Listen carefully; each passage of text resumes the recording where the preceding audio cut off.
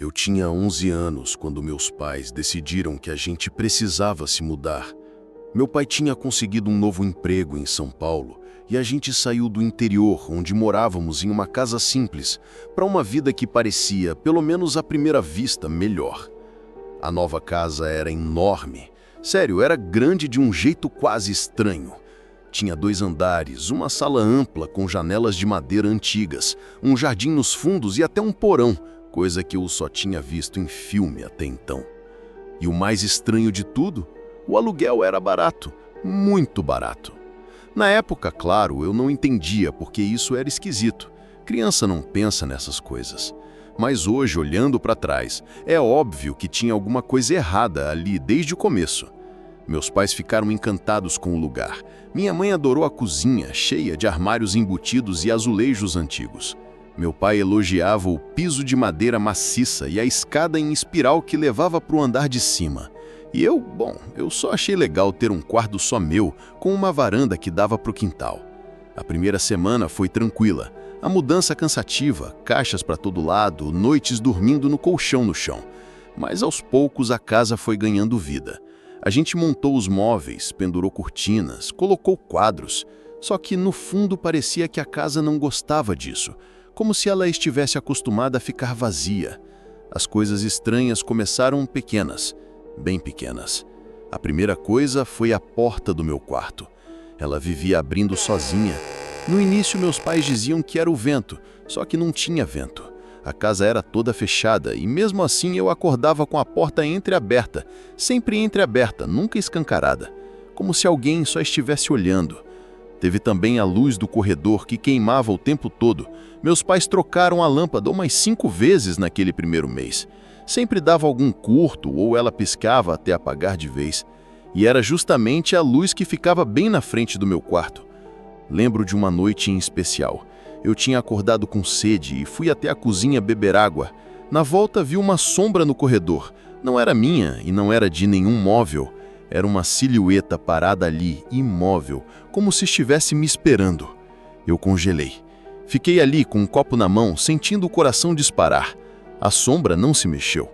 Eu fechei os olhos, respirei fundo e quando abri de novo, não tinha mais nada. Corri para o quarto e me enrolei no cobertor, tremendo. No dia seguinte, contei para minha mãe. Ela disse que era imaginação, que eu estava cansada da mudança. Mas depois daquele dia, eu comecei a ouvir passos no andar de cima. Passos pesados, mesmo quando ninguém estava lá. Um dia, minha mãe desceu as escadas com o rosto branco. Ela tinha ido organizar umas caixas no quarto de visitas no andar de cima. Mas quando entrou, encontrou a cadeira de balanço que estava guardada no porão no meio do quarto. Ela não conseguia entender como aquilo tinha ido parar lá. Meu pai tentou brincar, dizendo que eu devia estar pregando peças, mas ele sabia que eu nunca iria até o porão sozinha. Eu tinha pavor daquele lugar. As coisas pioraram quando eu comecei a sentir cheiro de tabaco dentro do meu quarto. Era um cheiro forte, amargo, como o de cachimbo. Nenhum dos meus pais fumava, e o cheiro vinha sempre à noite. Às vezes eu acordava com ele impregnando tudo, o travesseiro, as roupas, até os livros na estante. Minha mãe chegou a trocar o colchão achando que era mofo. Não adiantou. Foi então que comecei a ver o homem. No começo, só de relance. No espelho do corredor, na janela da varanda, atrás da cortina da sala. Sempre um senhor de cabelos grisalhos, roupas antigas, olhar severo. Eu tentava não olhar por muito tempo, porque, quando olhava, ele parecia desapontado, como se eu estivesse invadindo o lugar dele. Certa noite, acordei e vi ele sentado na cadeira do meu quarto. Ele não falava nada, só ficava ali, me observando. Tentei gritar, mas minha voz não saía. Só consegui puxar o cobertor e esconder o rosto. Quando criei coragem para olhar de novo, ele tinha sumido. Minha mãe começou a ficar estranha também, mais nervosa, esquecida. Disse que estava ouvindo alguém chamar pelo nome dela durante a madrugada. E meu pai passou a dormir mal. Ficava acordado, olhando para o teto, como se ouvisse algo que só ele conseguia escutar. A gota d'água foi quando minha avó veio nos visitar. Ela era daquelas senhoras religiosas que rezam antes de tudo. No segundo dia, ela chamou minha mãe e disse: "Essa casa tá carregada. Tem alguém aqui que não foi embora." Minha mãe ficou nervosa, mas ouviu. E foi aí que ela resolveu perguntar pro dono do imóvel. Um senhor de meia idade, meio frio, que nunca sorria, se alguém já tinha morado ali antes. A resposta dele foi seca. Meu pai. A casa era dele. Morreu aqui mesmo. Só que dias depois, minha mãe descobriu, conversando com uma vizinha mais velha, que ele não tinha simplesmente morrido. Tinha sido assassinado. O filho, o próprio dono atual da casa, queria ficar com tudo. E a polícia nunca conseguiu provar nada. O caso foi abafado. E ele herdou o imóvel. Depois disso, tudo fez sentido. O cheiro de tabaco, o velho nas escadas, a sensação de que nunca estávamos sozinhos. Mudamos às pressas. Minha mãe ligou para o trabalho, disse que ia sair da cidade e em uma semana já estávamos em outro lugar. Nem quisemos levar os móveis, deixamos quase tudo para trás. Hoje, com 20 anos, eu ainda sonho com aquele quarto. Ainda lembro da cadeira de balanço se movendo sozinha, do som dos passos no andar de cima e do olhar vazio do velho sentado aos pés da minha cama. E o mais estranho de tudo é que, até hoje, quando sinto o cheiro de tabaco no ar, mesmo sem ninguém fumando por perto, me pergunto se ele não está ali de novo, esperando.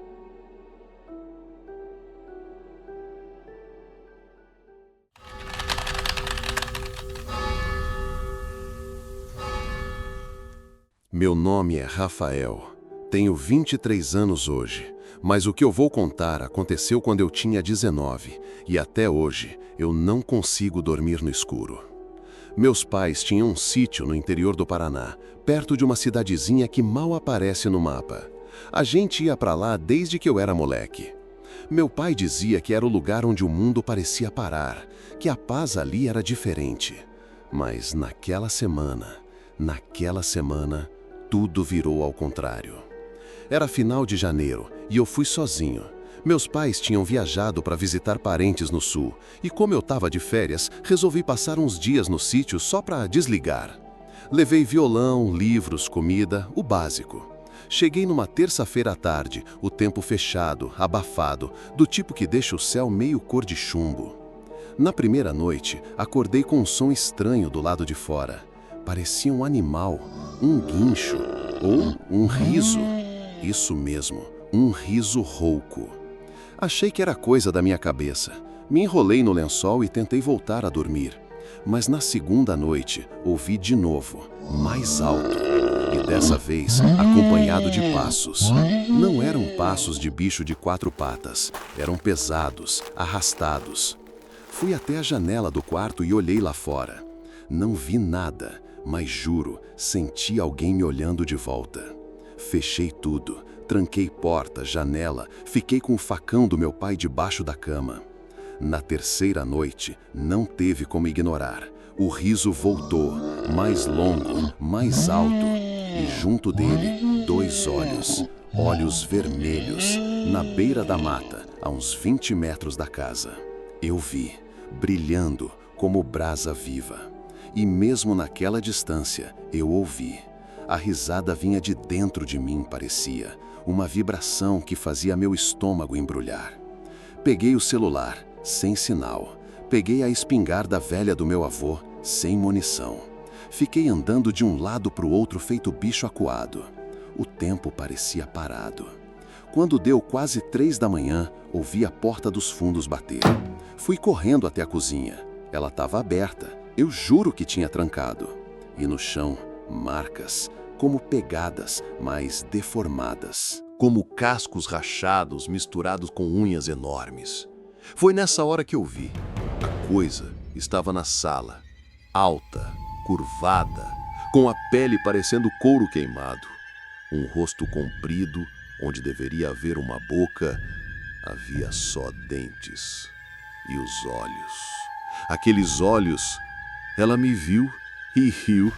Um som seco, cavernoso, e veio na minha direção. Eu corri para o quarto, tranquei a porta, encostei o armário, peguei o facão e rezei. Não uma oração bonita, só palavras jogadas, desesperadas. A coisa bateu na porta 2 vezes. Na terceira, ela quebrou.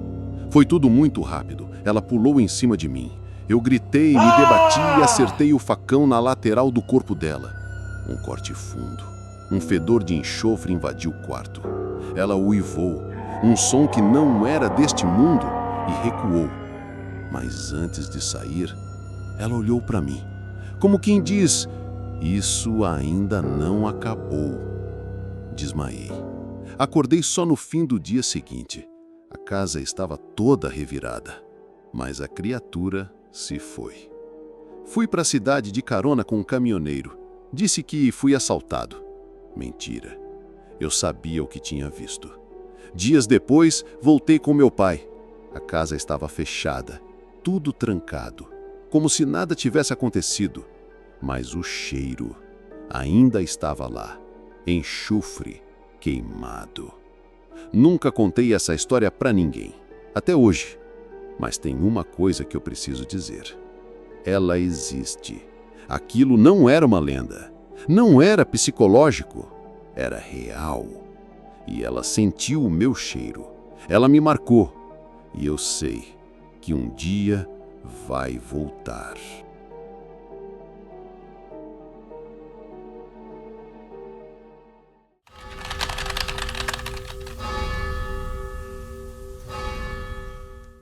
Meu nome é Paulo, e antes de mais nada, preciso dizer que por muitos anos eu carreguei um silêncio que me corroía por dentro. Não era culpa, nem remorso. Era só o medo de ser desacreditado. O medo de que achassem que tudo não passou de imaginação de um jovem confuso. Mas hoje, tantos anos depois, eu entendo que tem coisas que precisam ser ditas. Eu tinha 17 anos quando entrei para o internato. Estava decidido a seguir a vocação de ser padre. A escolha não foi imposta, era sincera. Desde criança eu sentia um chamado, algo mais forte do que eu conseguia explicar. Meu pai era cético, minha mãe devota, e eu, no meio disso tudo, tinha sede de fé. O seminário ficava em um prédio antigo, afastado da cidade, cercado por árvores altas e um silêncio quase absoluto. O tipo de silêncio que, com o tempo, começa a fazer barulho. Éramos poucos seminaristas, talvez uns 20, e as regras eram rígidas. Silêncio após as 21 horas, orações às 6 da manhã, aulas teológicas durante o dia, trabalhos manuais nos intervalos. A rotina era exaustiva, mas eu gostava. Me fazia sentir parte de algo maior. A primeira vez que aconteceu foi em uma madrugada fria de julho. Acordei com um som leve, quase gentil. Eram passos. Passos suaves, como de alguém descalço andando pelo corredor de pedra do dormitório. Achei que fosse algum colega indo ao banheiro, até ouvir um assovio. Era um assovio tranquilo, lento, quase melódico. Mas havia algo errado. Aquela melodia, embora calma, tinha um tom que gelava o sangue. Era como se aquilo não estivesse sendo feito para acalmar, mas para avisar. Fiquei deitado, imóvel, escutando. O som foi se aproximando da minha porta e por um segundo juro que senti a maçaneta girar. Mas não abriu. O assobio parou e tudo ficou em silêncio. No dia seguinte, perguntei se alguém tinha andado pelo corredor. Todos negaram. Na noite seguinte, aconteceu de novo. Os mesmos passos, o mesmo assobio, e de novo parava na frente da minha porta. Às vezes, eu achava ouvir uma respiração do outro lado. Depois da terceira noite, comecei a perder o sono. Orava mais, li os salmos antes de dormir, mas nada adiantava. Um dia tomei coragem e comentei com o padre Elias, nosso professor de doutrina. Contei exatamente o que estava acontecendo. Esperei compreensão, mas ele me olhou de um jeito duro e disse: "Isso é coisa da sua mente, Paulo. Você está cansado. Ou há algo impuro dentro de você. Achei aquilo estranho, mas a forma como ele falou, como se já soubesse de algo ou como se quisesse abafar, me deixou inquieto. Voltei para o meu quarto naquela noite com a cabeça cheia. Dormi pouco e foi a pior noite de todas. Acordei com um som de assobio dentro do quarto. Não no corredor, dentro. A cadeira que ficava no canto estava virada, os livros caídos e o espelho do armário tinha uma marca, como se algo tivesse passado a mão por ele. Corri pelos corredores até a sala dos padres. Bati na porta do quarto do padre Elias desesperado. Ele saiu, de batina, irritado. Eu contei tudo, suando frio. Ele apenas disse, com voz seca: "Se você continuar com essas histórias, Paulo, não será só você que vai embora. Vai levar esse demônio com você." Nos dias seguintes, tudo só piorou. Comecei a ser tratado como se eu estivesse contaminado. Os outros seminaristas evitavam contato, sussurravam quando eu passava. E o assobio continuava. Cada noite ele parecia mais forte, mais ousado. Em uma delas, minha Bíblia foi arrancada da cabeceira e jogada no chão com tanta força que o barulho acordou o colega do quarto ao lado. Ele veio ver o que era, mas quando entrei com ele no quarto, tudo estava no lugar, como se nada tivesse acontecido. A partir daí, parei de tentar convencer os outros. Passei a escrever tudo em um caderno escondido. Desenhava as coisas que via, uma silhueta escura parada na janela da capela, o vulto que cruzava a porta do refeitório e desaparecia. Comecei a me perguntar se eu estava perdendo a razão, ou se, de fato, havia algo naquela escola que era mais forte do que nossa fé. Foi então que conheci o irmão Tomás, um padre idoso que quase não participava das aulas. Ele cuidava da biblioteca.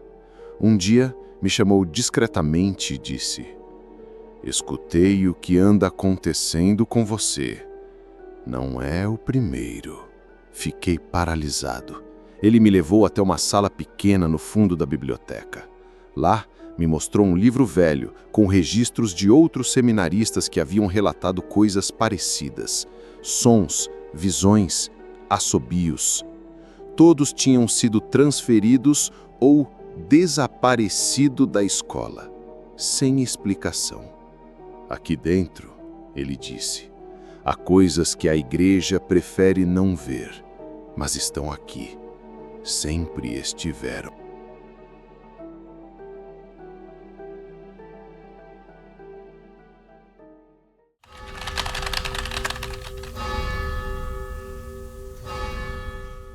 Meu nome é Maria, tenho 26 anos e até hoje me lembro do jeito que meu avô contava essa história. Seu nome era Joaquim, mas todos na região chamavam de Seu Quim do Mato. Morava num sítio afastado, encravado entre as montanhas de Minas, numa parte onde o sinal de celular ainda hoje não chega, e onde as noites parecem mais escuras do que em qualquer outro lugar do mundo. Quando eu era criança, passava as férias por lá. Era o tempo mais feliz do ano. Acordar com cheiro de café coado, correr no quintal, ouvir os grilos à noite e, principalmente, sentar na varanda para escutar os causos que meu avô contava. Ele era um homem sério, de fala baixa, mas quando começava uma história, ninguém tirava os olhos dele. E entre todas, havia uma que ele só contava quando estávamos sozinhos, sem adultos por perto. Ele falava como quem confidencia um segredo, com medo de parecer louco. A história da noite em que ele foi atacado por um lobisomem. Ele dizia que foi numa sexta-feira santa, quando ainda era jovem. Tinha uns 20 e poucos anos e cuidava do sítio sozinho, depois que os pais dele morreram. Naquela noite, a lua cheia estava enorme, amarela como gema de ovo, e fazia um calor estranho, abafado mesmo sendo abril. Meu avô contou que acordou por volta de 2 da manhã com um barulho vindo do galinheiro. Parecia que alguma coisa estava tentando arrombar o cercado. Pegou o lampião, um facão velho e foi até lá achando que era onça ou lobo-guará. Mas quando chegou perto, sentiu um cheiro forte no ar. Não era cheiro de bicho comum, era algo ácido, pesado, que dava vontade de vomitar. Ele ficou parado por alguns segundos, ouvindo a respiração do animal, que parecia quase humana. Então, viu os olhos. 2 olhos brilhando no escuro, refletindo a luz do lampião. Altos demais para ser qualquer bicho que conhecia. Foi quando a criatura saiu da sombra.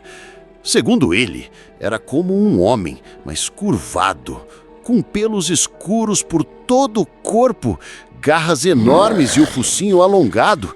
Um lobisomem. Mas o que mais aterrorizava era o olhar.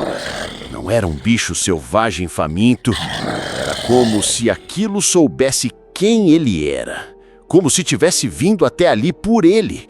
Meu avô correu para o alpendre tentando alcançar o velho armário onde guardava munição, mas a criatura pulou na frente dele. Ele caiu no chão, bateu o ombro na escada e perdeu o lampião. Ficou tudo escuro, só com a luz da lua iluminando a criatura que agora vinha se arrastando devagar, como quem queria saborear o momento. Foi aí que ele lembrou do facão. Puxou com força e deu um golpe cego, por instinto. O facão acertou o braço da criatura, que soltou um uivo tão alto, tão profundo, que pareceu estremecer a terra. A coisa recuou, ferida, e sumiu na mata. Meu avô ficou ali, tremendo, com o braço ralado, o rosto arranhado e uma certeza no coração. Aquilo não era um animal, era alguma coisa entre o homem e o bicho. Algo amaldiçoado. No dia seguinte, ele saiu cedo para ver se encontrava rastros. O galinheiro estava destruído. Algumas galinhas mortas, outras sumidas. E no chão, marcas enormes de patas e sangue. Mas o que mais chamou atenção foi o rastro levando até a porteira. E depois dali, pegadas humanas, descalças, com sangue na sola. Meu avô nunca contou isso para ninguém além da minha avó e depois para mim, porque no fundo ele sabia o que aquilo significava. Tem gente que não acredita, acha que lobisomem é só história para assustar menino, mas nas bandas onde meu avô vivia, o povo respeita o que não entende. E tem uma regra antiga, passada de geração em geração. Nunca olhe demais para a lua nas noites de Sexta Santa e nunca duvide do que ronda pelas trilhas depois da meia-noite. Alguns meses depois, um vizinho apareceu no sítio dele com um ferimento no braço, exatamente onde o meu avô tinha atingido a criatura. Disse que caiu num barranco caçando à noite, mas meu avô sabia. O jeito que ele desviava o olhar, o jeito que parecia carregar uma dor que não era só física. Eles nunca falaram sobre isso, mas toda vez que se cruzavam na venda da vila, trocavam um olhar silencioso, um pacto mudo entre quem já viu demais. Com o tempo, meu avô passou a evitar sair à noite. Nunca mais andou desarmado no mato. E toda Sexta-feira Santa, ele acendia uma vela para a alma de quem havia se perdido e para a proteção dos que ainda estavam por aqui. Quando ele morreu, encontrei o facão guardado num baú, embrulhado num pano branco, ainda manchado. Do lado, uma carta com poucas palavras. Se um dia alguém duvidar, conte o que viu. Não deixem que esqueçam. E é por isso que hoje, tantos anos depois, eu tô aqui contando essa história. Porque tem coisa que não se explica, mas se sente. E naquela Serra Mineira, eu sei que o uivo daquela noite ainda ecoa de vez em quando. Baixo, triste e faminto.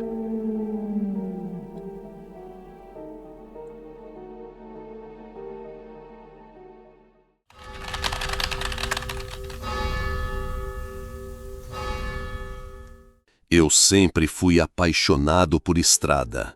Desde moleque, viajava com meu pai no caminhão dele e dizia para todo mundo que um dia eu também ia ganhar a vida rodando o Brasil. mas nunca imaginei que, logo no meu primeiro mês trabalhando como motorista de ônibus numa das maiores empresas do país, eu ia passar por algo que até hoje me tira o sono. Meu nome é João Pedro. Tenho 38 anos hoje, mas essa história aconteceu quando eu tinha 27. Tinha acabado de ser contratado. E por respeito aos colegas e à empresa, que ainda existe, prefiro não dizer o nome dela. Naquela época, eu estava empolgado, era um sonho antigo. Lembro como se fosse ontem, da noite anterior ao meu primeiro plantão. Tomei um banho quente, deixei a farda passada no cabide, tudo certo. Minha esposa me desejou boa sorte e antes de sair de casa, fiz até uma oração. Eu queria fazer bonito. Cheguei na garagem por volta das 23. Era um pátio enorme, cheio de ônibus enfileirados. O cheiro de diesel, o barulho dos motores distantes, tudo me dava aquela sensação boa de começo de jornada. Recebi as instruções na salinha da coordenação. Fui informado de que naquele turno o meu trabalho seria apenas levar o carro 3531 para a garagem principal da capital. Era uma transferência simples. O ônibus estava no pátio secundário, a uns 20 quilômetros dali. O encarregado me entregou a chave e falou com certa relutância. Tá tranquilo, João, mas esse 3531 aí, tem gente que não gosta de dirigir ele à noite. Coisa de gente medrosa. Você é novo, deve dar conta. Dei uma risadinha sem graça, achei que era alguma superstição boba. Agradeci e parti. Peguei o carro da empresa e fui até o pátio onde o 3531 estava estacionado. Era um lugar mais afastado, meio encostado numa área rural. Cheguei lá pouco depois da meia-noite. A iluminação era fraca, só uns postes altos com luz amarelada. Tava tudo silencioso, só se ouvia o vento e uns grilos no mato. O carro 3531 era um ônibus bonito, de carroceria nova, pintura impecável. Por fora, não dava para imaginar o que tinha acontecido ali. Entrei no ônibus e dei aquela conferida geral. Vazio, silencioso. Liguei a chave, as luzes internas acenderam. Tudo certo. Mas foi quando fechei a porta e sentei na poltrona do motorista que senti um frio estranho, como se alguém tivesse passado por mim. Engoli seco, tentei ignorar. Comecei a dirigir devagar, saindo do pátio em direção à rodovia. Ainda faltavam uns 30 minutos até a garagem principal. Música baixinha no rádio, ar-condicionado ligado. Tudo aparentemente tranquilo. Foi quando olhei pelo espelho retrovisor e vi, na poltrona do fundo, um homem.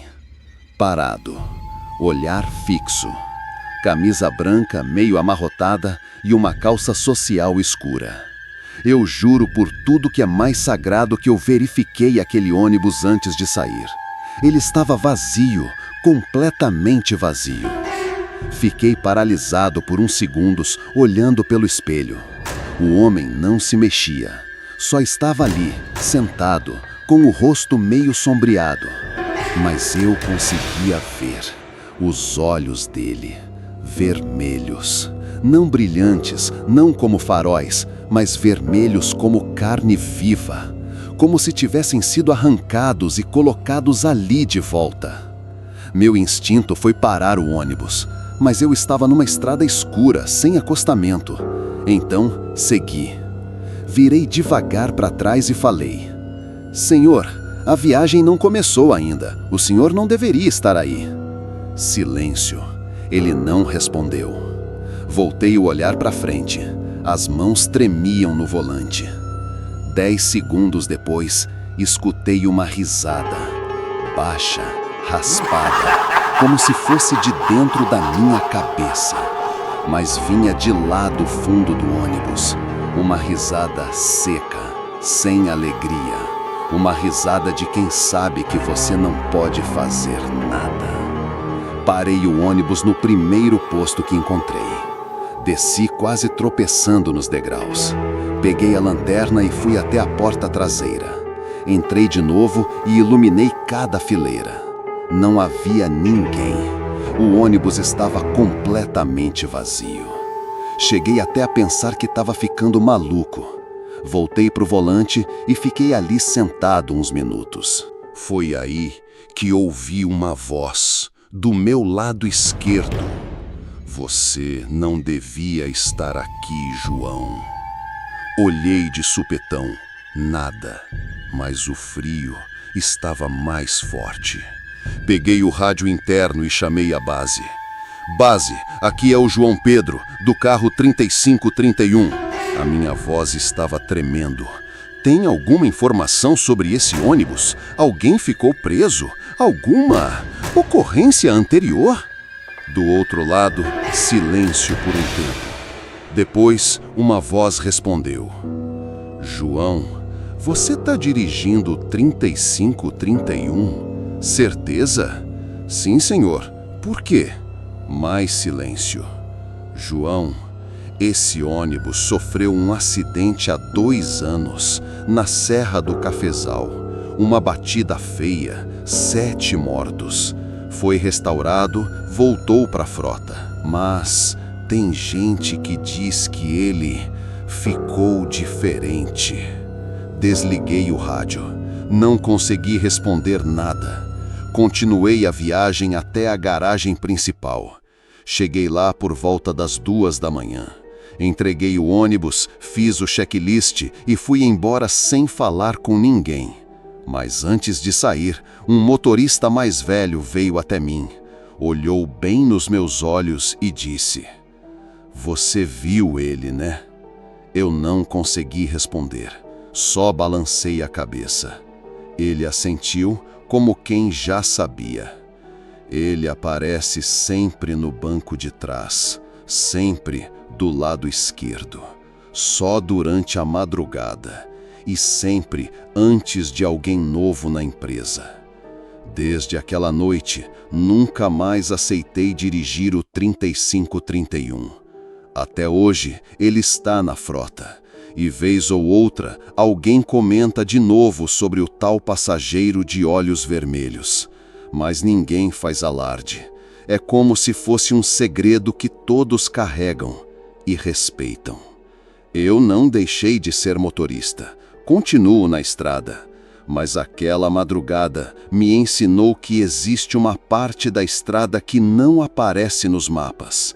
Uma parte silenciosa, onde a alma de quem não aceitou a morte ainda viaja com a gente. E onde, às vezes, você não está sozinho, mesmo quando deveria estar.